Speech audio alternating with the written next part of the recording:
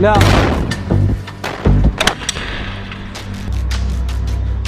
7 अक्टूबर 2023 से इजराइल और हमास के बीच भीषण जंग चल रही है। लेकिन जैसे जैसे ये जंग आगे बढ़ी वैसे वैसे इजरायली सेना गाजा के भीतर कमजोर पड़ती गई। लेकिन 27 जुलाई 2024 को इजराइल को सबसे बड़ा झटका तब लगा जब हिजबुल्लाह के रॉकेट हमले में उत्तरी इजराइल के मजदल शम्स इलाके में 12 मासूमों की जान चली गई, जबकि इस हमले में 44 लोग घायल भी हुए थे।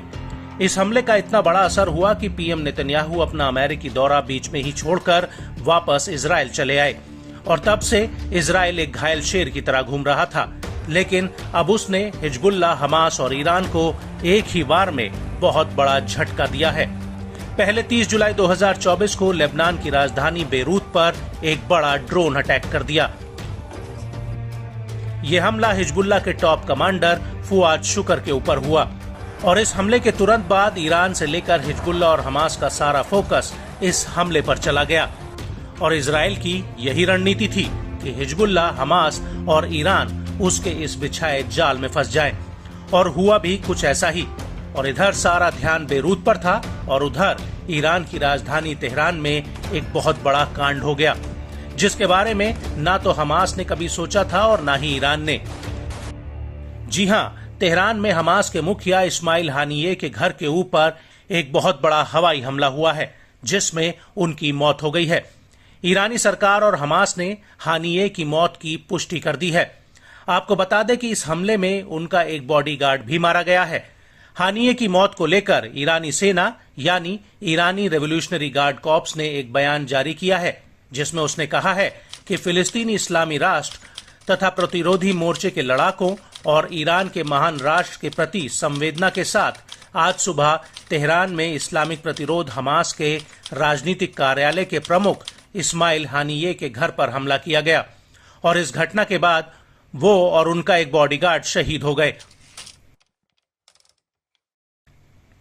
वहीं दूसरी तरफ हानिये की मौत पर popular front of liberation of Palestine यानी PFLP के इंटरनेशनल रिलेशंस ऑफिसर माहिर अल ताहिर ने भी अपना बयान जारी किया है।